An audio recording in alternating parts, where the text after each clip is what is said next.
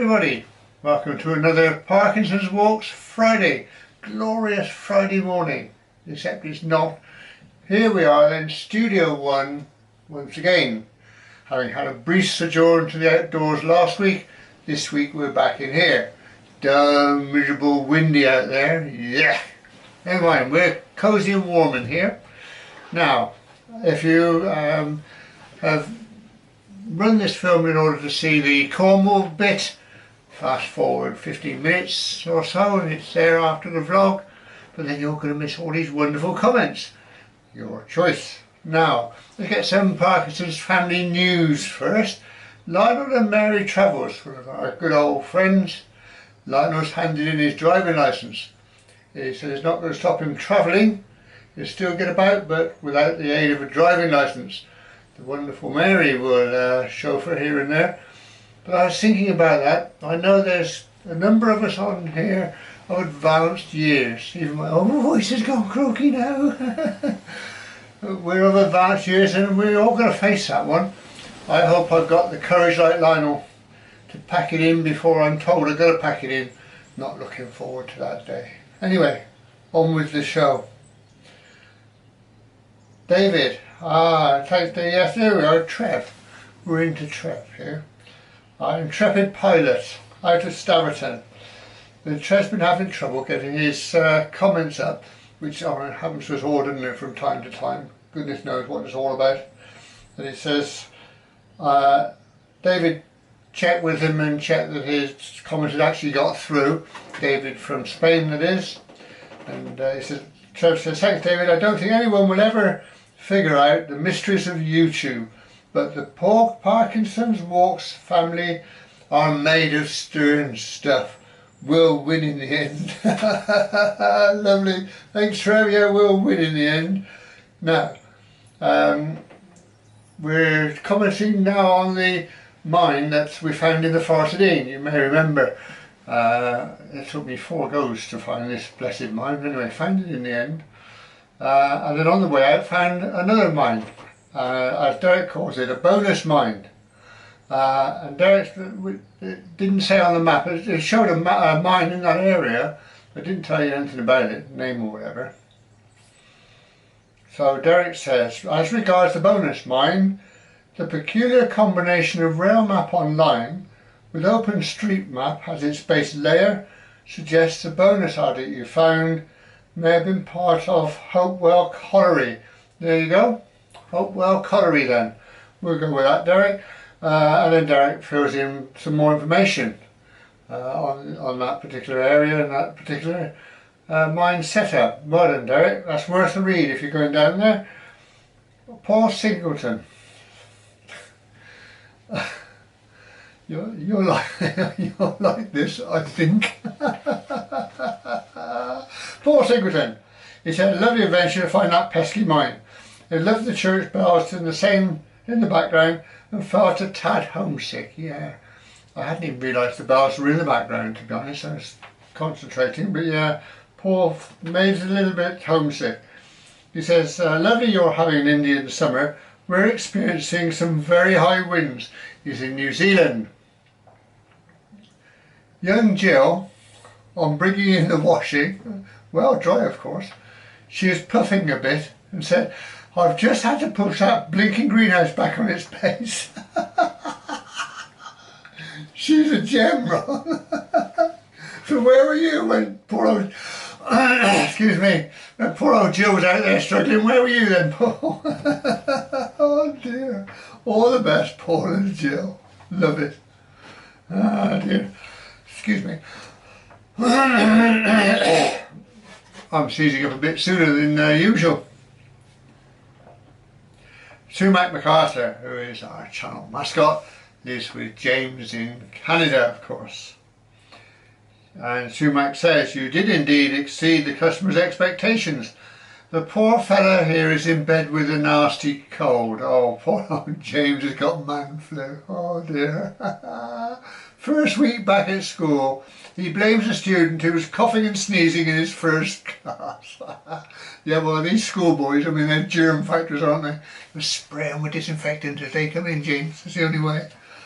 He told me to relay that the only visit he had to the Forest of Dean was with an avid twitcher, whatever that is. Excuse me. Oh dear. Nothing I can do about this, folks. A twitcher, somebody that looks at birds in great detail, as James found out, and stood there all day gazing into the boughs, seeing nothing. Peter Smith, oh yeah, I love it. Talking of mines, he says, it reminds me of the story about the gold prospectors in the Yukon gold rush. They say the people who sold the shovels and picks made more money than most miners. Wow. Yeah. You can see that being true, can't you? Yes. Now Trev. Our intrepid pilot, Trev. Thank you for today's vlog and film club. You're welcome, Trev. He said, I'm sorry that you were disturbed right from the start by that buzzing noise in the sky above you. I reckon you ought to check your garden for a wasp or a hornet's nest somewhere. I heard a rumour that it might be light aircraft from a nearby Stourton airport, but I can't imagine that to be the case, as they're under strict orders to avoid your location at all costs. Are they really? Yeah, well, I don't think they are. Yes, we've had some Eurojets, fighter jets, buzzing around here just lately.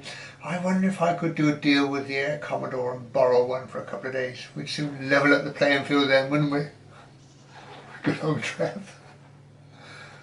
And anyway, to go back to the mine then, he said, well, you certainly set me a conundrum in trying to identify the mines that you featured today, so I'm really struggling with which mine it actually was. Trev then puts out tons of information so that you can work it out. And I think he gets quite close. Good old Trev. Brilliant read. Railway Christina, I've done it again, haven't I? Christina said, if you're born in the 100 of St Bravos, you're considered eligible to mine in the forest. Yeah, that results from a discussion about free miners. What you need to do to become a free miner, well, you've got to be born in the 100 of St Bravos. Hairy golfer Simon.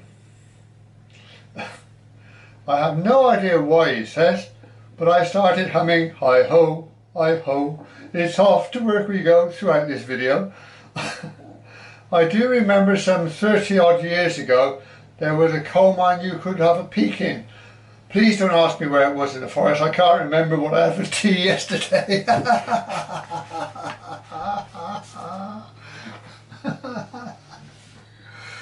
Good old Simon, you know we all feel sorry for you, mate. Excuse me. David from Spain. He says, Trev's story about landing on the M50 made me chuckle, but it does happen. I know the airport in Portsmouth was closed because of this after a couple of accidents in the late 60s. That's all gone now, buried under a housing estate. Well, what isn't around here? Everything is buried under a housing estate, doesn't it? Blimey. Amazing. He says, the bonus mine that we visited, and interesting to see there was a draft of warm air. I guess there must be another entrance lower down. I wonder if anyone on here knows. Well, it's strange, when it was chilly outside. You stood in front of that mine entrance and there was definite blowing of warm air. Now, does that mean there is another entrance somewhere and there's a sort of a circulation? Or is it circulating in and out? If you held your hand up high, perhaps you'd feel warm air up there and cold air down there. Very interesting. He says, it reminded me of a visit to North Wales with my dad. Lovely. We had been on the Festiniog Railway and climbed up to the reservoir at Lynchwellan. I'm going to clue how to pronounce that, I'm afraid, David. And just above it were some old mine entrances. We ventured in as far as the light took us, but no farther, as we didn't have a torch. Yeah, old mine workings, I think they're quite dangerous actually, aren't they? I was quite pleased that the ones that we found in the forest were sort of shuttered, if you like, gated.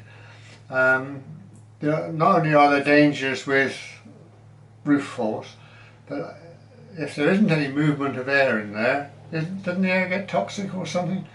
You never know, do you? Yeah, Anyway, you survived, David, that's the main thing. Michael from Poland. Hello, Michael. He says the garden looked wonderful. Well, it didn't look so wonderful today, does it? He said, especially the manicured hedge behind you. Yeah, done by professionals. That brilliant job, isn't it, really? He said, we too are experiencing a real Indian summer with temperatures during the day of high 20s. I can cope with that. Dropping to high teens at night. I can't cope with that. Our small garden, like yours, is still full of colour with a second crop of raspberries. Oh, Magda, get the raspberry pie on the move. Lovely. Well done. Now, Jim, our Jim Nichols, who said, I was happy to see you were properly dressed this time. Yeah, Jim told me off for not wearing my hat in the last film. Yeah, I suffered for the missing hat. But anyway, we overcame it in the end, didn't we?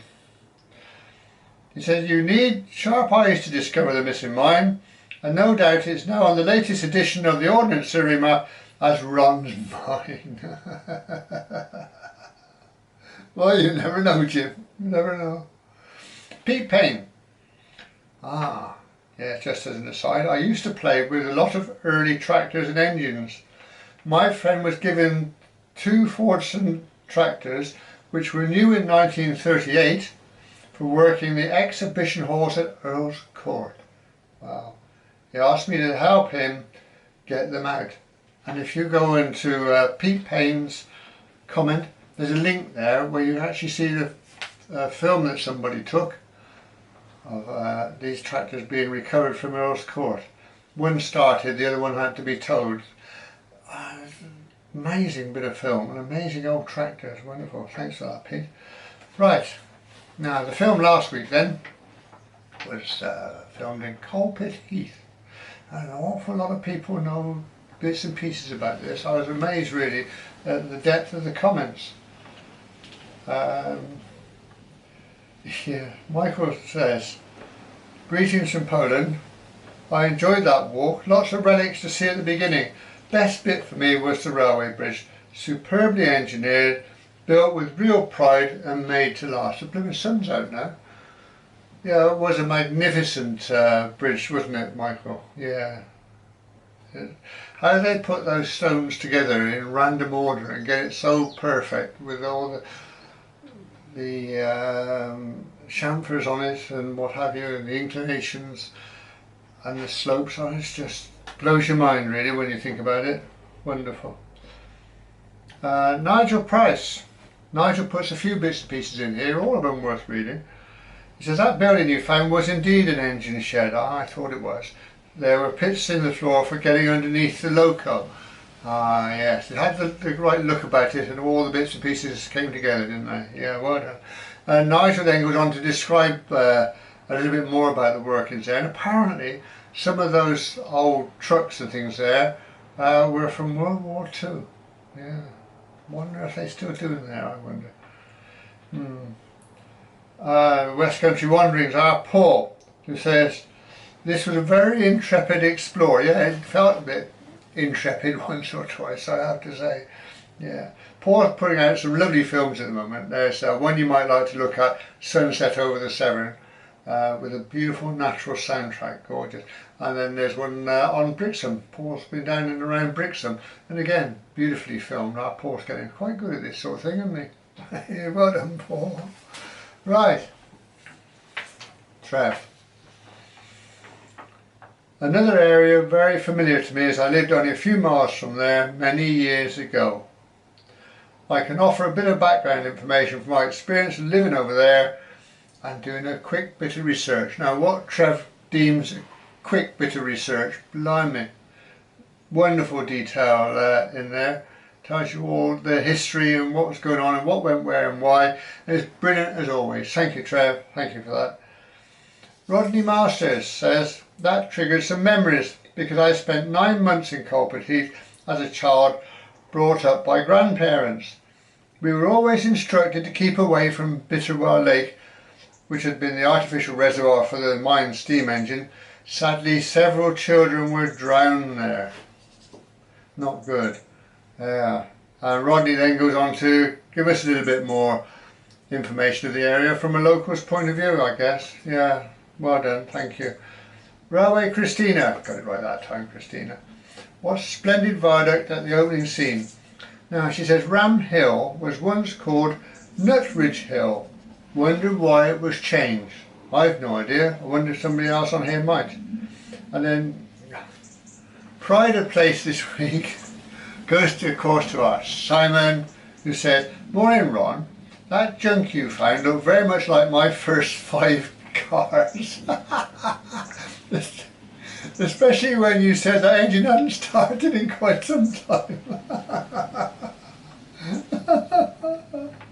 Oh dear, yes. Good old Simon, good old Simon. Right, the film coming on in a few seconds time then. I haven't put this one up for a little while, I don't think. It's one of my favourites, so we're going to have it on anyway. And it's old Cornwall. Yeah, what Cornwall might have looked like years ago. And then next week we're down in Wales, so you'll have to get your passports ready. Actually, they've just passed a new law. They've changed their speed limit, so what was once in very built up areas 30 miles an hour has now been reduced to 20. Not popular, not very quick, going to take you forever to get anywhere, which I think is probably the idea. There you go. Anyway, we're in Usk. Recommended to me. Lots of bits and pieces to see around here, including a tunnel, so you'll want to be there. So I'll meet you down in Usk next Friday, and don't be late.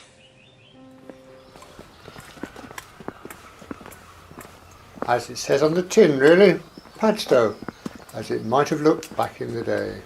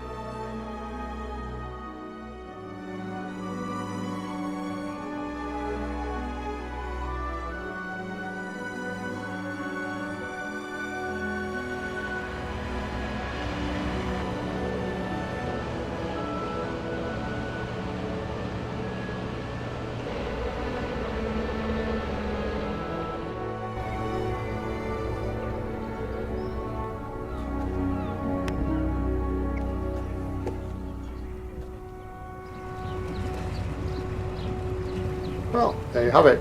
That's Padstow as it might have looked many years ago. Hope you enjoyed that. If you did, have a hunt around on my channel.